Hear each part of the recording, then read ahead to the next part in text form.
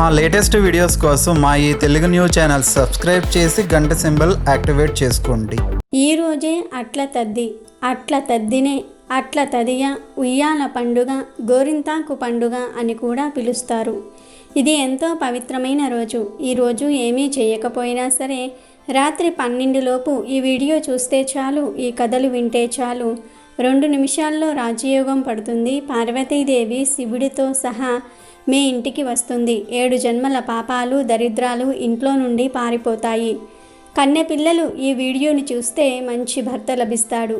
పెళ్ళైన స్త్రీలు చూస్తే ఉత్తమ సంతానం కలుగుతుంది. భర్త 100 ఏళ్ల ఆయుష్తో జీవిస్తాడు. అష్టదరిద్రాలు పోయి అష్టైశ్వర్యాలు కలుగుతాయి. ఇక మీకు అన్ని శుభాలే జరుగుతాయి. అట్ల తద్దే ఆరట్లు, ముద్దపప్పు 3 అట్లు, చప్పట్లోయ్ తాళాలోయ్, దేవుడి గుళ్ళో మేళాలోయ్, పప్పు బెల్లం దేవుడు కోయ్, పాలు నెయ్యి పాపాయికోయ్ అంటూ జరుపుకునే అట్ల తదియ పండుగ 16 అణాల తెలుగువారి పండుగ. కన్నె వయసు పిల్లలు సరదాగా గెంతుతూ ఆటలు ఆడుకునే తదియ కాబట్టి ఆటల తదియ కాగా, గౌరీదేవికి అట్లను నైవేద్యం పెట్టే తదియ కాబట్టి అట్ల తదియగా మారి కాలక్రమంలో అట్ల తద్ది లేదా అట్ల తదియ తెలుగువారి ముఖ్యమైన పండుగలలో ఒకటిగా గుర్తింపు పొందింది. ఈ పండుగను ప్రతి సంవత్సరం ఆశ్వీజయుజ బహుళ తదియ నాడు జరుపుకుంటారు. ఈరోజు ఆడపడుచులకు, బంధువులకు, ఇరుగు పొరుగు వాళ్లకు వాయినాలు ఇవ్వటం పరిపాటి. సాయంత్రం సమయమందు వాయినాలు, నైవేద్యాలు పూర్తి చేసుకొని గోపూజకు వెళ్ళి అటు నుండి చెరువులలో, కాలువలలో దీపాలను వదిలి చెట్లకు ఊయలలు కట్టి ఊగటం చేస్తూ ఉంటారు. అట్ల తద్దికి ముందు రోజును భోగి అంటారు. భోగినాడు స్త్రీలంతా చేతులకు, పాదాలకు గోరింతాకు పెట్టుకుని ఎవరి చెయ్యి బాగా పండిందని ఉత్సాహంగా చూసుకుంటూ ఉంటారు. ఎవరి చెయ్యి ఎర్రగా పండితే వారికి అదృష్టం బాగుంటుందని వారి విశ్వాసం. పెళ్ళీడు వచ్చిన ప్రతి ఆడపిల్ల కాబోయే భర్త గురించి, రాబోయే వైవాహిక జీవితం గురించి అలాంటి కలలు కనటం సహజం. ఆ కలలు నెరవేరాలని ఎన్నో వ్రతాలు, నోములు చేస్తూ ఉంటారు. ప్రతి ఏడాది జరుపుకునే అట్ల తద్ది నోము అందులో ముఖ్యమైనది. సూర్యోదయానికి ముందే నిద్రలేచి అభ్యంగన స్నానం ఆచరించి గోంగూర పచ్చడి వంటి వాటితో అన్నం భుజించి మళ్ళీ రాత్రి నక్షత్ర దర్శనం అయ్యే వరకు ఏమీ భుజించకుండా ఉండి చంద్రోదయము అయ్యాక గౌరీదేవికి 9 అట్లు నివేదన చెయ్యాలి. అలా 9 సంవత్సరములు నోము నోయాలి. 10వ సంవత్సరమున 9 మంది ముత్తైదువులను పిలిచి తలంటు స్నానం చేయించి 10 మందికి 10 అట్లు, పసుపు, కుంకుమ, జాకెట్ ముక్క, దక్షిణ తాంబూలము సమర్పించి సంతృప్తిగా భోజనం పెట్టాలి. 10 రకాల ఫలాలను తినటము, 10 మార్లు తాంబూలం వేసుకోవటము, 10 మార్లు ఉయ్యాల ఊగటము, గోరింతాకు పెట్టుకోవటం ఈ పండుగ విశేషం. ఈరోజు ఆడపిల్లలంతా పట్టు పరికిణీలతో ముచ్చటగా ముస్తావవుతారు. ఉత్సాహంగా ఊయలలూగుతూ, పాటలు పాడుతూ, నేస్తాలతో పరిహాసాలాడుతూ ఆడుకుంటూ ఉంటారు. ఊరిలో ఉండే పెద్ద చెట్టు దగ్గర ఉయ్యాల కట్టి అమ్మాయిలంతా అక్కడ చేరి ఆడి పాడతారు. ఈ సందట్లో మగవారికి ప్రవేశం లేదు, ఆడవారిదే రాజ్యం. ఈ తదియ రోజున ఉయ్యాల ఊక్కపోతే ముసలి మొగుడొస్తాడని నమ్ముతూ ఉంటారు. పూర్వం ఒక మహారాజుకు కావేరి అనే కూతురు ఉండేది. ఆమె ఎంతో అందంగా ఉండేది. ఆమెకు 2 అన్నలు ఉండేవారు. వారికి చెల్లి అంటే ఎంతో ఇష్టం. ఒక ఆశ్వీజ బహుళ తదియ నాడు కావేరి తన తల్లి ద్వారా అట్ల తద్ది వ్రత మహత్యం గురించి తెలుసుకొని తన రాజ్యంలో ఉన్న స్నేహితురాలైనటువంటి మంత్రి కూతురు, సేనాధిపతి కూతురు, పురోహితుని కూతురితో కలిసి ఈ అట్ల తద్ది ఉమావ్రతాన్ని ఎంతో భక్తి శ్రద్ధలతో ఆచరిస్తుంది. అయితే కొన్ని రోజుల తర్వాత కావేరి స్నేహితులందరికీ వివాహ వయస్సు రాగానే వారందరూ సమన్వయవంతులైన భర్తలతో పెళ్లిళ్ళు చేసుకుంటారు. కానీ కావేరికి మాత్రం పెళ్లి కానీ ఎటువంటి సంబంధాలు కానీ వచ్చేవి కావు. అప్పుడు మహారాజు తన కుమార్తెకు పెళ్లి జరగటం లేదన్న ఆవేదనతో ఆమె పెళ్లికి కావలసిన అన్ని కార్యక్రమాలను సిద్ధం చేసి స్వయంవరం ఏర్పాటు చేస్తాడు. ఎన్ని ప్రయత్నాలు చేసినా ఆమెను పెళ్లి చేసుకోవడానికి కేవలం వృద్ధులు, కురూపులు మాత్రమే ముందుకు వచ్చారు. తన తండ్రి చేస్తున్న ప్రయత్నాలన్నీ విఫలమవుతున్నాయన్న బాధతో కావేరి రాజ్యాన్ని వదిలేసి సమీపంలో ఉన్న అరణ్యానికి చేరుకుని ఘోర తపస్సు చేయసాగింది. ఒకరోజు పార్వతీ పరమేశ్వర్లు లోక కళ్యాణం కోసం సంచారం చేస్తూ ఉండగా ఘోర తపస్సు చేస్తున్న కావేరి అనుగ్రహం కలిగి ఆమె ముందు ప్రత్యక్షమవుతారు. అప్పుడు వారు కావేరితో, ఓ కన్యాకుమారి, ఎందుకు నీవు ఇలా ఇంత ఘోరమైన తపస్సును ఆచరిస్తూ ఉన్నావు? నీకు ఏం వరం కావాలో కోరుకో అని కావేరికి ఒక వరాన్ని ప్రసాదిస్తారు. అప్పుడు కావేరి, ఓ పార్వతీ పరమేశ్వర్లారా, నేను నా తల్లి ద్వారా తెలుసుకున్న అట్లతద్ది వ్రతమును నా స్నేహితురాళ్లతో కలిసి ఎంతో భక్తి శ్రద్ధలతో ఆచరించాను. అయితే వారందరి కోరికల మేరకు వారు మంచి భర్తలతో వివాహం చేసుకుని వెళ్ళిపోయారు. నా పెళ్లి కోసం నా తండ్రి గారు చేసిన ప్రయత్నాలన్నీ కూడా విఫలమవ్వటమే కాక కురూపులు వృద్ధులు అయిన వారు మాత్రమే దొరుకుతున్నారు. ఇందులో నా దోషమేమిటి అని దుఃఖంతో తన ఆవేదనను వ్యక్తపరుస్తుంది.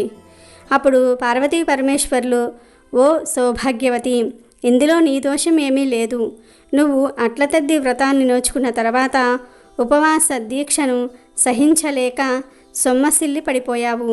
ఈ విషయాన్ని నీ తల్లి ద్వారా తెలుసుకున్న నీ సోదరులు ఇంద్రజాల విద్యను ప్రదర్శించి అద్దం ద్వారా నీకు చంద్రుణ్ణి చూపించారు. దాంతో నీవు ఉపవాస దీక్షను విరమించావు. ఆ విధంగా నీ వ్రతం భంగం కావటం వల్లే నీకు ఇలా జరుగుతోంది. నీ సోదరులు కూడా నీ మీద ప్రేమతో ఇలా చేశారు. అయినా ఇందులో బాధపడవలసిన విషయం ఏమీ లేదు.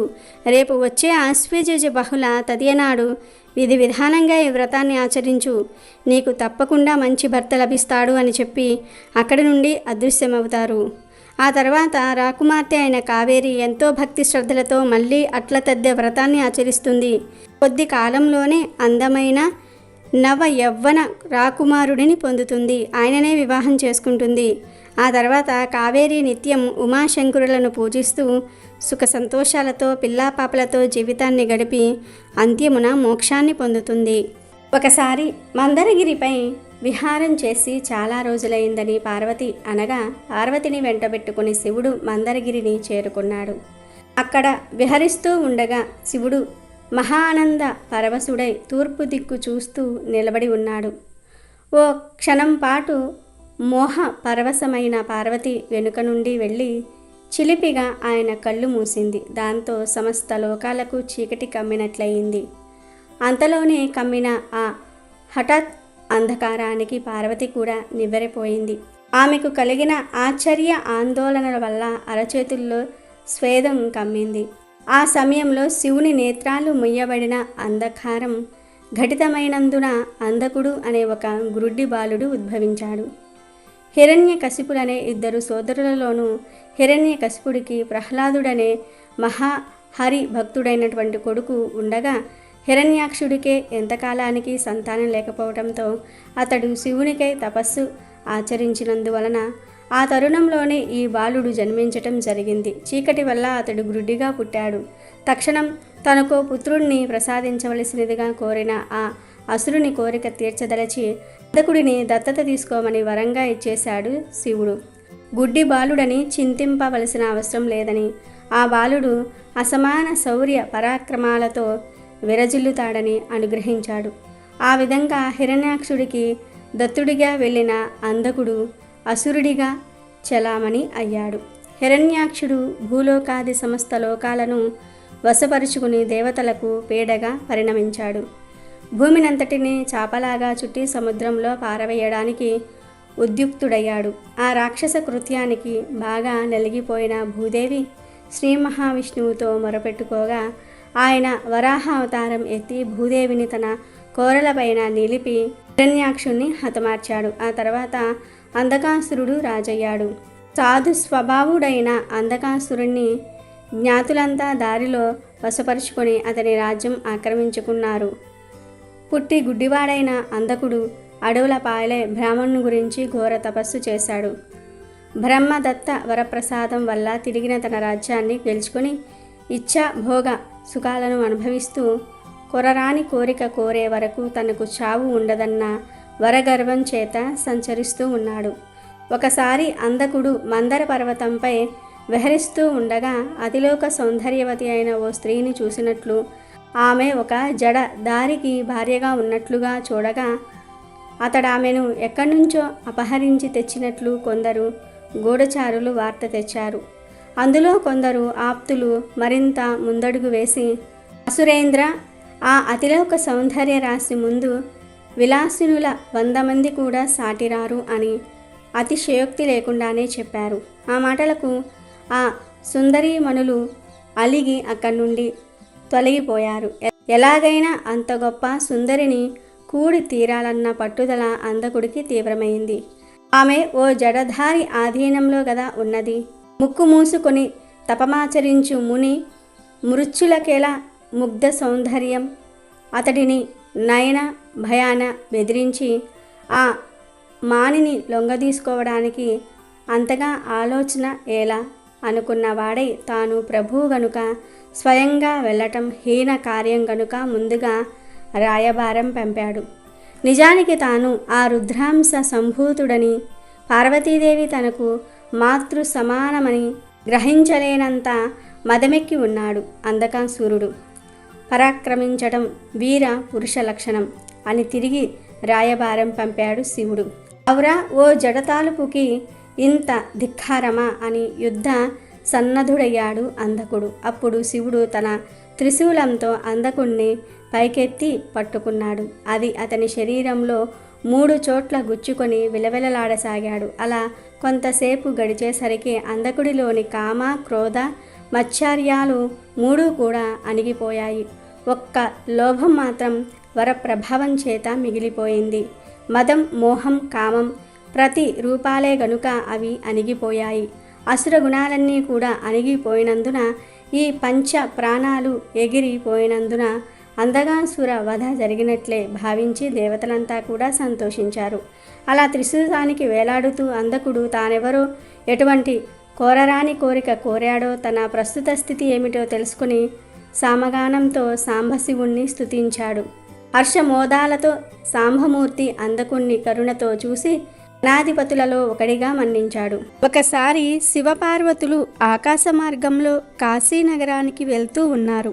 వారికి గంగానదిలో అనేక మంది యాత్రికులు స్నానాలు చేస్తూ ఉండటం కనిపించింది. అది చూసి పార్వతీదేవి శివుడితో, నాథ, ఇంతమంది గంగలో స్నానాలు చేస్తూ ఉన్నారు కదా, నిజంగానే వారి పాపాలు తొలగిపోతాయా? అదే నిజమైతే అందరూ పాపాలు చేసి వాటి ఫలితాలను అనుభవించకుండా గంగా స్నానం చేసి పోగొట్టుకుంటారు కదా అని సందేహం వెల్లబుచ్చింది. ఆ మాటలు విన్న శివుడు చిరునవ్వుతో, దేవి, ఇప్పుడు నేను ఒకటి చెప్తాను, నీవు ఆ విధంగా చెయ్యి, అప్పుడు నీ ప్రశ్నకు సమాధానం దొరుకుతుంది అంటూ ఆమె ఏమి చెయ్యాలో చెప్పాడు. ఆ ప్రకారంగా పార్వతి పండు ముత్తైదు రూపం ధరించి గంగలో మునిగిపోతున్న ఒక వృద్ధుణ్ణి చూపిస్తూ, దయచేసి నా భర్తను కాపాడండి అంటూ కేకులు వేయసాగింది. ఆ మాటలు విని చాలామంది గంగలో దూకి ఆమె పతి ప్రాణాలను రక్షించేందుకు సిద్ధమయ్యారు. అది చూసిన వృద్ధురాలు, అయ్యా, నా భర్తకొక శాపం ఉంది. పాపాత్ములు ఎవరైనా సరే ఆయనను ముట్టుకుంటే వెంటనే ఆయన ప్రాణాలు పోతాయి. అదేవిధంగా ఆయనను తాకిన వారి తల బద్దలవుతుంది. కనుక మీలో పాపరహితులైన వారు మాత్రమే ఆయనను రక్షించేందుకు పూనుకోండి అని హెచ్చరించింది. ఆ మాటలు విని అందరూ కూడా వెనక్కి వెళ్ళిపోయారు. ఒకే ఒక వ్యక్తి మాత్రము నదిలో దూకి కొట్టుకుపోతున్న వృద్ధుడి రెక్క పుచ్చుకొని తన వీపు మీద ఆయనను మోస్తూ ఒడ్డుకు తీసుకువచ్చాడు. వృద్ధురాలు అతడికి కృతజ్ఞతలు చెప్తూనే, నాయనా, నీవు ప్రాణాలకు తెగించి మరీ నా మాంగల్యము దక్కించావు, నీవు పాపరహితుడవా అని అడిగింది. దానికి ఆ వ్యక్తి, అమ్మా, నేను ఇంతకు ముందే గంగా స్నానం చేసి పునీతుడినయ్యాను, అందుకే నీ పతి ప్రాణాలు రక్షించేందుకు ప్రయత్నించాను అని చెప్పాడు. పార్వతీ పరమేశ్వరులు ఆ వ్యక్తికి దర్శనమిచ్చి అంతులేని సంపదలను ప్రసాదించి తిరిగి విను వీధులలో విహరించసాగారు. చూశావా దేవి, నమ్మకం ఉంటే గంగ తప్పకుండా వారి పాపాలను ప్రక్షాళన చేస్తుంది అన్నాడు పరమేశ్వరుడు. అర్థమైనట్లుగా పార్వతీదేవి చిరునవ్వుతో తల ఊపింది. పని చేస్తుందా లేదా అని అనుమానంతో వేసుకుంటే ఔషధం కూడా పనిచెయ్యదు. దృఢ విశ్వాసంతో, నమ్మకంతో చేసే ఏ పనైనా తప్పక ఫలితాలను ఇస్తుందన్నది ఈ కథలోని నీతి. ఇంటికి దీపం ఇల్లాలు అని అంటారు. ఇల్లాలిని లక్ష్మీదేవిగా భావించడం మన సాంప్రదాయంలో భాగం. ఒక ఇల్లాలు తలుచుకుంటే ఆ ఇంటిని స్వర్గ సీమలాగా మార్చగలదు, లేదంటే కష్టాల పాలు కూడా చేయగలదు. స్త్రీలు చేసే కొన్ని పనుల వలన మంచి జరుగుతుంది, కొన్ని పనుల వలన చెడు కూడా జరుగుతుంది. అసలు స్త్రీలు ఎలా ఉండాలి? భర్త మాటను స్త్రీలు ఎందుకు గౌరవించాలి? భర్త మాట వినకపోతే ఏం జరుగుతుంది? భర్తను ఎలా సుఖపెట్టాలి అనే విషయం చాలామంది స్త్రీలకు తెలియదు. ఈ విషయాలను ఒక్కసారి శివుడు పార్వతీదేవిని అడిగాడు. అప్పుడు అమ్మవారు ఏం చెప్పిందో తెలుసా? అమ్మవారు చెప్పిన ఈ మాటలు వింటే చాలు మీ తలరాత మారిపోతుంది. ముఖ్యంగా స్త్రీలు తప్పకుండా ఈ మాటలు వినాలి. ఒకసారి పరమేశ్వరుడు పార్వతీదేవిని, ఓ దేవి, స్త్రీలు ఎలా ఉండాలి? భర్త మాట వినని స్త్రీలకు ఏం జరుగుతుంది? స్త్రీ ధర్మము గురించి నీ మాటలలో తెలుసుకోవాలని అనుకుంటున్నాను, చెప్పవా అని అడిగాడు. ఆ మాటలకు పార్వతీదేవి సిగ్గుపడి, అయ్యో, నేను మీకు చెప్పగలదాననా? మీరు సర్వజ్ఞులు, మీకు తెలియనిది లేదు. కానీ నన్ను కోరారు గనుక నేను చెప్పకుండా ఉండటము భావ్యము కాదు. అందుకని నాకు తెలిసినంత వరకు స్త్రీ ధర్మము గురించి చెప్తాను. కానీ నేను ముందు నన్ను ఎన్నడూ విడవకుండా సేవించే నదులతో సంప్రదించి తరువాత మనవి చేస్తాను అని చెప్పి గంగా, యమున, గోదావరి, కౌశికి, కావేరి, కృష్ణవేణి, పెన్న, నర్మద, బాహుద, రేవ, తపస మొదలైన నదులను మనసులో తలుచుకుంది. అప్పుడు ఆ నదులన్నీ కూడా స్త్రీ స్వరూపములలో పార్వతీయందు నిలిచారు. అప్పుడు పార్వతీదేవి వారితో, ఓ పుణ్యనదుల్లారా, పరమేశ్వరుడు నన్ను స్త్రీ ధర్మము గురించి అడిగినాడు. కానీ సర్వజ్ఞుడు అయిన పరమేశ్వరుడికి ఎలా సమాధానం చెప్పాలో తెలియక మిమ్మల్ని పిలిచానని చెప్తుంది. అప్పుడు వారు, అమ్మా పార్వతీ మాత, నువ్వే ఆదిశక్తివి, నీకంటే ఎక్కువగా మాకు ఏమి తెలుసు? నీకు తెలిసినంత వరకు స్త్రీ ధర్మము గురించి నీ భర్తకు చెప్పి ఆయనను సంతోషపెట్టు. మేము కూడా నీ నోటి నుండి వచ్చు ఆ అమృత ధారలను వినడానికి కుతూహలంగా ఉన్నాము అన్నారు. అప్పుడు పార్వతీదేవి పరమేశ్వరుడి మీద చూపు నిలిపి, ఓ దేవా, నీ అనుగ్రహంతో నాకు అబ్బిన తెలివితో మీ అందరికీ స్త్రీ ధర్మము గురించి చెప్తున్నాను, సావధానంగా వినండి అని ఇలా చెప్పటం మొదలుపెట్టింది. స్త్రీ వివాహం కాకముందు కన్య అని పిలువబడుతుంది. తల్లిదండ్రులు కానీ, పినతండ్రి కానీ, మేనమామలు కానీ, అన్నదమ్ములు కానీ వీరిలో ఎవరైనా కన్యకు తగిన వరుడితో వివాహము జరిపించడానికి అర్హులు. కానీ స్త్రీ వివాహం చేసుకున్నాక భర్తకు ఆమె మీద సర్వ హక్కులు సంక్రమిస్తాయి. భర్తయే భార్యకు ప్రభువు, దైవము. భర్తతో కూడి భార్య ఆయన అనుమతితో దేవతా పూజలు, పితృతర్పణములు, అతిథి పూజలు ఆచరించాలి. ఎల్లప్పుడూ భర్త హితము కోరాలి. భర్త చెప్పిన మాటనే వినాలి. అలా భర్త మాట వినే పతివ్రత ఈ లోకంలోనే కాదు, పరలోకంలో కూడా సుఖములు అనుభవిస్తుంది. పార్వతీదేవి స్త్రీ ధర్మముల గురించి ఇలా చెప్తూ, ఈ ధర్మంలో ఒక కథ చెప్తాను వినండి అని ఇలా చెప్పసాగింది. ఒక బ్రాహ్మణుడికి 2 భార్యలు ఉండేవారు. మొదటి భార్య సదా అతడి క్షేమము కోరుతూ ఆయన చెప్పినా చెప్పకపోయినా దేవతా పూజలు, పితృతర్పణములు, అతిథి పూజలు చేస్తూ ఉండేది. రెండవ భార్య భర్తను అనుసరిస్తూ ప్రతి పని ఆయన అనుమతితో చేస్తూ ఉండేది. ఆ భర్త 2 భార్యలు ఒకేసారి మరణించారు. భర్త మరియు రెండవ భార్య స్వర్గానికి పోయారు.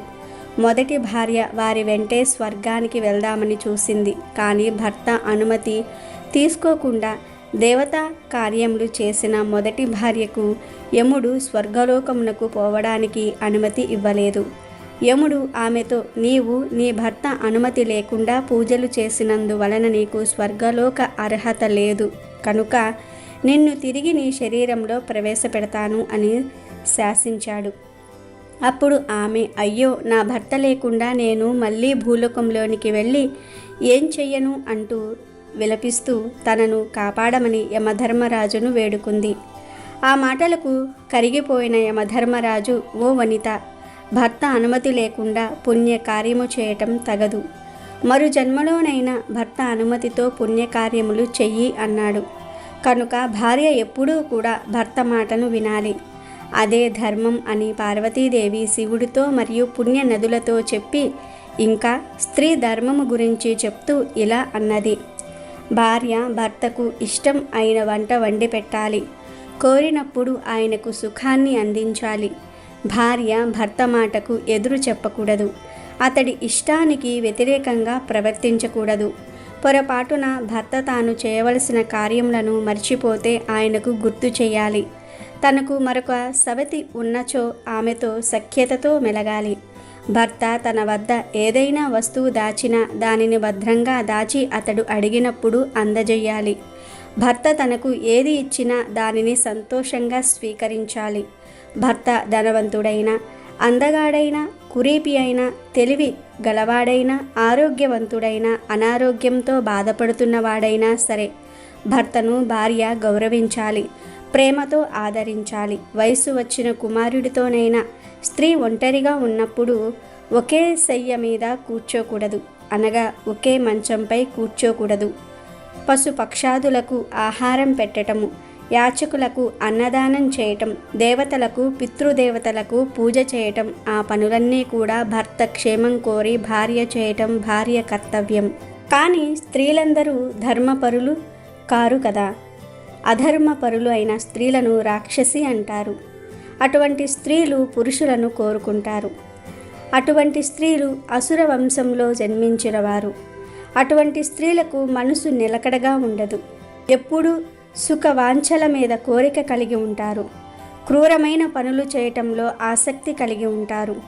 అటువంటి స్త్రీ ధనమును విచ్చలవిడిగా ఖర్చు పెడుతుంది. ఆమెకు కోపం ఎక్కువగా ఉంటుంది. భర్త యందు, పిల్లల యందు ప్రేమ ఉండదు. ఇంటి పనులు చెయ్యదు. నిర్లక్ష్యము ఎక్కువ. ఎప్పుడూ అబద్ధాలు, చాడీలు చెప్తూ ఉంటుంది. ఎప్పుడూ నిద్రపోవడానికి అలవాటు పడుతుంది. వీరి వలన భర్త వంశం మొత్తము నరకానికి పోతుంది. అటువంటి స్త్రీలు కూడా తమ తప్పు తెలుసుకుని భర్తకు అనుకూలంగా ప్రవర్తిస్తే వారు కూడా భర్తతో స్వర్గానికి పోగలరు. అలా కాకుండా జీవితమంతా భర్తను నానా హింసలు పెట్టినా, భర్త చనిపోయిన తర్వాత ఆయనతో సహగమనమును చేసిన భార్య భర్తతో పుణ్యలోకాలకు పోతుంది. ఇందులో ఒక ధర్మ సూక్ష్మం ఉంది. స్త్రీలు సంతానవంతులు అయినప్పుడు చనిపోయిన భర్తతో సహగమనము చేయకూడదు. అది అధర్మము. పిల్లలు లేకపోతేనే ఆయనతో సహగమనము చేయాలి అని పార్వతీదేవి పరమేశ్వరుడికి మరియు పుణ్యనదులకు స్త్రీల ధర్మము గురించి వివరించింది. అనేశ్వర, నీవు అడిగిన ప్రశ్నలకు సమాధానం దొరికింది అని అనుకుంటున్నాను అని అంటుంది. అప్పుడు పరమేశ్వరుడు అమ్మవారితో, ఓ పార్వతీదేవి, స్త్రీలు ఎలా ఉండాలి అనే విషయాన్ని చాలా చక్కగా వివరించావు. నాకు చాలా సంతోషంగా ఉంది. నా ప్రశ్నలకు సమాధానం దొరికింది అని అంటాడు. అప్పుడు అక్కడే ఉన్న స్త్రీల రూపంలో ఉన్న నదులు ఈ విషయాలన్నీ వివరించినందుకు శివపార్వతులకు ధన్యవాదాలు చెప్పి నమస్కారం చేసి అక్కడ నుండి వెళ్ళిపోతారు. పార్వతీదేవి శివుడికి చెప్పిన ఈ మాటలు వింటే చాలు, మీ తలరాత మారిపోతుంది. మీ జీవితంలో అన్ని శుభాలే జరుగుతాయి. ఒకసారి రాక్షసులకు దేవతలకు మధ్య యుద్ధం జరిగింది. దేవతలందరూ కలిసి బాగా యుద్ధం చేసి రాక్షసులని ఓడించారు. రాక్షసుల్ని జయించిన సంతోషంతో దేవుళ్ళందరూ కూడా తమను తామే అభినందించుకున్నారు. అందరూ ఒక చోట కలిసి సంబరం చేసుకోవాలని కూడా అనుకున్నారు. వారి ఆనందానికి అంతు లేకుండా పోయింది.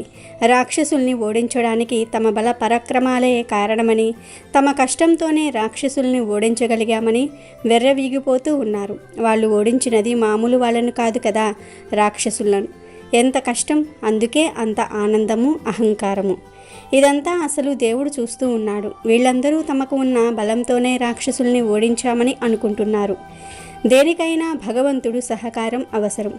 ఇది వాళ్లకు ఉంది కాబట్టి రాక్షసుల్ని ఓడించగలిగారని వీళ్లకు తెలియట్లేదు. అది తెలిస్తేనే కానీ వీళ్ళ అహంకారం తగ్గదు. అందుకని అసలు దేవుడు ఒక సాధువు వేషంలో వచ్చి వాళ్లకు కొంచెం దూరంలో కూర్చున్నాడు. దేవుళ్ళు అతన్ని చూసి, ఈ సాధువు ఎవరో, ఇక్కడికి ఎలా వచ్చాడో, అతనికి ఉన్న శక్తి ఏమిటో తెలుసుకోవాలని అనుకున్నారు. ముందుగా దేవుళ్ళందరూ అగ్నిదేవుణ్ణి పిలిచి, అగ్నిదేవా, నువ్వు వెళ్ళి అతడి విషయం ఏమిటో పూర్తిగా తెలుసుకొని మన పరాక్రమం గురించి కూడా చెప్పిరా అన్నారు. దానికి అగ్నిదేవుడు అంగీకరించి సాధువు దగ్గరకు వెళ్ళి, నువ్వెవరివి, ఇక్కడికి ఎందుకు వచ్చావు అని దర్పంగా అడిగాడు. సాధువు అగ్నిదేవుడికి సమాధానం చెప్పకుండానే అసలు నువ్వెవరు అని ఎదురు ప్రశ్న వేశాడు. అగ్నిదేవుడు బిగ్గరగా నవ్వి, నేనెవరో తెలియదా నీకు, నా పేరు అగ్నిదేవుడు అన్నాడు దర్పంగా. అయితే నీకు ఉన్న శక్తి ఏమిటో చెప్పు అని అడిగాడు సాధువు. ఈ భూమి మీద ఉన్న ఏ వస్తువునైనా సరే నేను నా వేడితో కాల్చి మసి చేయగలను అన్నాడు అగ్నిదేవుడు విర్రవీగుతూ. సాధువు ఒక గడ్డిపోచను కింద పెట్టి, దీన్ని మసి చేసి చూపించు అన్నాడు. ఓస్, ఇంతేనా అనుకుని వేడిగా ఉంటే తన ఊపిరితో గడ్డిపోచను కాల్చి మసి చేయాలని గట్టిగా ఊదాడు. ఎంత ఊదినా అది మాడలేదు. మంటల్ని సృష్టించి దాన్ని మార్చాలని ఎంత ప్రయత్నించినా ఆ గడ్డిపోచ కాలలేదు. దాంతో అగ్ని సిగ్గుపడి తల వంచుకొని నీరసంగా మిగిలిన దేవుళ్ళ దగ్గరికి వెళ్ళాడు. జరిగిన విషయమంతా కూడా చెప్పాడు. ఈసారి దేవుళ్ళందరూ మాట్లాడుకొని వాయుదేవుణ్ణి సాధువు దగ్గరకు పంపించారు. వాయుదేవుడు సాధువు దగ్గరకు చేరాడు. ఎవరు నువ్వు, ఇక్కడికి ఎందుకు వచ్చావు అని అడిగాడు. అది విని సాధువు సమాధానం చెప్పకుండా, అసలు నువ్వు ఏం చేస్తూ ఉంటావు, నీకు ఉన్న శక్తి ఏమిటి అంటూ ఎదురు ప్రశ్న వేశాడు. ఆ ప్రశ్నకు సమాధానంగా వాయుదేవుడు, నా పేరు వాయువు, నేను వాయుగుండాలు తుఫాన్లు సృష్టించగలను అన్నాడు ధీమాగా. అప్పుడు సాధువు ఒక గడ్డిపోచ తీసి కింద పెట్టి, అయితే నీ బలంతో దీన్ని కదుపు అన్నాడు. వాయుదేవుడు దాన్ని చూసి ఇంతేనా అనుకుని తన శక్తినంతటినీ కూడా దానిపై ప్రయోగించాడు. కానీ ఆ గడ్డిపోచ ఏమాత్రం కదలలేదు. దాంతో వాయుదేవుడు షాక్ అయ్యాడు. సిగ్గుపడి వెనక్కి వెళ్ళిపోయాడు. జరిగిన విషయమంతా కూడా దేవుళ్లకు చెప్పాడు. ఈసారి సాధువు సంగతేమిటో తెలుసుకొని రమ్మని వాళ్ళు ఇంద్రుణ్ణి పంపించారు. తమ దేవుళ్లకు సహాయం చేయడానికి ఇంద్రుడు బయలుదేరి వెళ్ళగానే సాధువు అక్కడి నుండి మాయమైపోయాడు. ఇంద్రుడు అయోమయంగా అన్ని వైపులకు చూస్తూ ఉన్నాడు. తను వచ్చిన పని పూర్తి చేయాలంటే సాధువు కనిపించాలి. అంతలో అక్కడ సాధువుకి బదులు ఒక దేవత ప్రత్యక్షమైంది. ఇంద్రుడు దేవతను చూసి, ఇంతవరకు ఇక్కడ ఉన్న సాధువు ఎవరు, ఏమయ్యాడు అని అడిగాడు. అప్పుడు ఆమె, ఇంద్ర, అతడే అసలు దేవుడు. మీరందరూ భగవంతుడు సహకారం లేకుండా ఏ పని జరగదు అనే విషయాన్ని మర్చిపోయారు. రాక్షసుల్ని ఓడించడానికి మీకు ఉన్న బలమే కారణం అనే భ్రమలో ఉన్నారు. మీ అందరికీ సహాయం చేస్తున్న దేవుడు ఒకడు ఉన్నాడని, అతడి వల్లే మీరు కూడా అన్ని పనులు చేయగలుగుతున్నారని తెలుసుకోలేకపోయారు. ఆయన సహకారం లేనప్పుడు గడ్డిపోచను కూడా కదిలించలేకపోయారు. అది తెలియజేయడానికే భగవంతుడు సాధువు రూపంలో ఇక్కడికి వచ్చాడు. ఆ నిజాన్ని తెలుసుకున్న వాళ్ళల్లో నువ్వు మొదటివాడివి. నీ తర్వాత అగ్ని, తర్వాత వాయువు అని చెప్పి వెళ్ళిపోయింది దేవత. అందుకే దేవతల్లో మొదటివాడు ఇంద్రుడు, తర్వాత అగ్ని, తర్వాత వాయువు అని చెప్తూ ఉంటారు. రాక్షసుల్ని చంపడానికి అవసరమైనంత శక్తిని వాళ్లకు దేవుడు ఇచ్చాడు. అంటే దేవుడు ఒక్కడే అన్నమాట. దేవుడు ఏ రూపంలో ఉంటే మనకు ఇష్టమో ఆ రూపంలో మనం దేవుణ్ణి కొలుస్తూ ఉన్నాం. ఎవరికీ కనిపించని ఆ దేవుడు మంచివాళ్లను ఎప్పుడూ రక్షిస్తూనే ఉంటాడు. మతాలు ఎన్ని ఉన్నా, రూపాలు పేర్లు ఎన్ని ఉన్నా, మేమే దేవుళ్ళం అని ఎంతమంది చెప్పుకున్నా కూడా దేవుడు మాత్రం ఒక్కడే అని ఈ కథ ద్వారా తెలుస్తుంది కదా. కాబట్టి అందరూ కూడా మంచి బుద్ధులతో మంచి పనులు చేస్తూ కలిసిమెలిసి ఉండాలి. పూర్వకాలంలో కావేరీ నదీ తీరంలో కృష్ణశర్మ అనే సద్బ్రాహ్మణుడు ఉండేవాడు. అతడు అనేక శాస్త్రాలలో ఎంతో ప్రావీణ్యం సంపాదించి ఆ ఊరిలోని వేద పాఠశాలలో ఉపాధ్యాయుడిగా పనిచేసేవాడు. అతని భార్య అన్నపూర్ణమ్మ ఎంతో గుణవంతురాలు, దుర్గాదేవికి గొప్ప భక్తురాలు. ఆమె ప్రతిరోజు దుర్గాదేవిని పూజించేది. అమ్మవారి మీద అన్నపూర్ణమ్మకు ఉన్న ప్రేమ అంతా ఇంత కాదు. అన్నపూర్ణమ్మకు 2 కుమారులు. ఆ 2 ఆ వేద పాఠశాలలోనే చదువుకుంటూ ఉన్నారు. కృష్ణశర్మ భార్య అన్నపూర్ణమ్మ పేరుకు తగ్గట్టుగా ఇంటికి వచ్చిన వారందరినీ ఎంతో ఆదరించేది. ఏ సమయంలో వచ్చినా అతిథినైనా సరే భోజనం పెట్టకుండా పంపేది కాదు. భార్య భర్తలిద్దరికీ దయాగుణం ఉండటం చేత ఆ ఇంటికి వచ్చిన వారికి అతిథి మర్యాదలకు లోటు అనేది ఉండేది కాదు. ఏదైనా సలహాల నిమిత్తం కృష్ణశర్మ వద్దకు వచ్చిన వారికి కూడా అన్నపూర్ణమ్మ భోజనం పెట్టి పంపేది. రోజులిలా గడుస్తూ ఉండగా ఒకనాడు అన్నపూర్ణమ్మకు కుడికాలు చాలా నొప్పి చేసింది. అడుగు తీసి అడుగు వేయటం కష్టంగా ఉంది. ఊరిలోని వైద్యుడికి చూపిస్తే కొన్ని మందులు ఇచ్చాడు. 2 మాసాలు వాడినా అంత ప్రయోజనం లేకపోయింది. అన్నపూర్ణమ్మకు రోజు చీకటితోనే నిద్రలేచి బావిలో నీళ్లు తోడుకొని చన్నీటి స్నానం చేసే అలవాటు ఉంది. మడితోనే వంట వండి ప్రతిరోజు దుర్గామాతకు పూజ చేసి నైవేద్యం పెట్టేది. ప్రతిరోజు క్రమం తప్పకుండా అమ్మవారికి నివేదన చేసేది. ఈ కాలు నొప్పి రావటంతో ఉదయాన్నే చీకటితో లేచి పెరటిలో బావి దగ్గరకు వెళ్ళటం కష్టంగా ఉంది. ఏదో అలాగే నెట్టుకు వస్తుంది. ఇలా ఉండగా ఒకనాడు తెల్లవారుజామున అన్నపూర్ణమ్మ చీకటిలో కాలు ఏదో రాయి మీద పడి తూలి కింద పడిపోయింది. అక్కడితో కాలు చాలా నొప్పి చేసింది. వైద్యుడు వచ్చి చూసి 2 నెలలు మంచం మీదనే ఉండాలన్నాడు. అన్నపూర్ణమ్మకు ఏమాత్రం పాలు పోలేదు. ఇలా మంచం మీద పడితే ఇంట్లో పనిచేసేది ఎవరు? భర్తకు, కుమారులకు వారి వారి పనులతోనే సరిపోతుంది. జగన్మాతకు ఉదయాన్నే నైవేద్యం ఎవరు పెడతారా అని ఎంతో బాధపడింది. భర్త ఆమెను ఊరడించి తాను మడికట్టుకుని నైవేద్యం పెడతానని అన్నాడు. కృష్ణశర్మ భార్య బాధ చూడలేక అలా అన్నాడే కానీ వంట చేయటం తన వల్ల కాలేదు. పనులన్నీ చేసుకుని వేద పాఠశాలకు వెళ్ళేటప్పటికీ చాలా ఆలస్యమయ్యేది. భర్త పరిస్థితి చూసి అన్నపూర్ణమ్మ అమ్మవారిని తన బాధ నుంచి త్వరగా బయటపడేయమని వేడుకుంది. ఒకనాడు ఉదయం భర్త, పిల్లలు పాఠశాలకు వెళ్ళగానే ఒక 10 సంవత్సరాల వయసు గల పిల్ల వీరి ఇంటికి వచ్చింది. అన్నపూర్ణమ్మ ఆమెను ఎవరమ్మా నీవు, ఎందుకు వచ్చావు అని అడిగింది. అప్పుడు ఆ బాలిక అన్నపూర్ణమ్మతో, అమ్మా నేను పక్క ఊరిలో ఉంటాను. నా తల్లిదండ్రులు నన్ను ఒంటరిదాన్ని చేసి ఎటో దూర దేశాలకు వెళ్ళిపోయారు. నాకెవ్వరూ దిక్కులేరు. మీరు కాస్త ఆశ్రయం ఇస్తే వారు తిరిగి వచ్చే వరకు మీ ఇంటనే ఉంటాను అని అన్నది. అన్నపూర్ణమ్మకు ఆ పిల్లను చూసి జాలి కలిగింది. ఎంతో చక్కగా చూడముచ్చటగా ఉన్న ఆ పిల్లను ఇక్కడే ఉండవచ్చునని చెప్పింది. భర్త కూడా ఏమీ అభ్యంతరం పెట్టలేదు. ఆ బాలిక ప్రతిరోజు ఉదయమే లేచి ఇల్లంతా శుభ్రం చేసి చక్కగా తలంటు పోసుకుని వంట చేసేది. అమ్మవారికి నైవేద్యం పెట్టేది. అందరూ నిద్రలేచేటప్పటికే వంట పూర్తి చేసి సిద్ధంగా ఉంచేది. అంతేకాదు అన్నపూర్ణమ్మకు ఏది కావలసిన క్షణంలో తెచ్చి ఇచ్చేది. కాలుకు రోజు మందు రాసేది. వేళకు మంచం వద్దకు భోజనం తెచ్చి ఇచ్చేది. అన్నపూర్ణమ్మ ఆ బాలికను చూసి ఎంతో మురిసిపోయింది. నెల రోజులలోనే అన్నపూర్ణమ్మ ఎంతో కోలుకుంది. నెమ్మదిగా మంచం దిగి పనులు చేసుకోవటం మొదలుపెట్టింది. ఆ బాలిక వచ్చిన వేళ విశేషం వలనే ఇదంతా జరిగిందని తలచింది. ఒకరోజు రాత్రి అన్నపూర్ణమ్మ భర్తతో, ఈ బాలికను ఎప్పటికీ మన వద్దే ఉంచుకుని ఆమెకు మనమే పెళ్లి చేద్దాం అని అన్నది. భర్త అందుకు సంతోషంగా ఒప్పుకున్నాడు. అన్నపూర్ణమ్మ సంతోషంగా నిద్రపోయింది. నిద్రలో ఆమెకు ఒక అద్భుతమైన కల వచ్చింది. ఆ కలలో దుర్గాదేవి ప్రత్యక్షమై ఇలా అన్నది, అన్నపూర్ణమ్మ, నేను దుర్గను. ఎల్లప్పుడూ నన్ను కొలిచేవారిని నిత్యం రక్షిస్తూ ఉంటాను. నీవంటే నాకెంతో అభిమానం. అందుకే నేను బాలిక రూపంలో మీ ఇంటికి వచ్చాను. నీవు పూర్తిగా కోలుకున్నావు. ఇక నేను రేపు ఉదయం నుంచి మీకు కనబడను. మీ ఇద్దరు దంపతుల యొక్క సౌశీల్యం నన్నెంతో ఆనందింపచేసింది. మీ కుటుంబం కలకాలం సుఖంగా ఉంటారు అని చెప్పి మాయమైపోయింది. మరునాడు నిద్రలేవగానే కలలో చెప్పినట్టుగానే ఆ బాలిక కనబడలేదు. అన్నపూర్ణమ్మ ఎంతో ఆశ్చర్యపోయింది.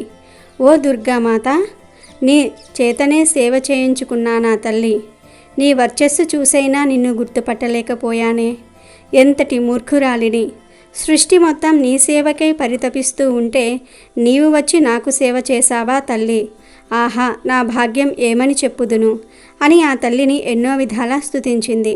అటు తర్వాత కృష్ణమ్మ కుటుంబమంతా కూడా నిత్యం శ్రీ దుర్గాదేవిని కొలుస్తూ కలకాలం సుఖంగా జీవించి చివరిన ముక్తిని పొందారు.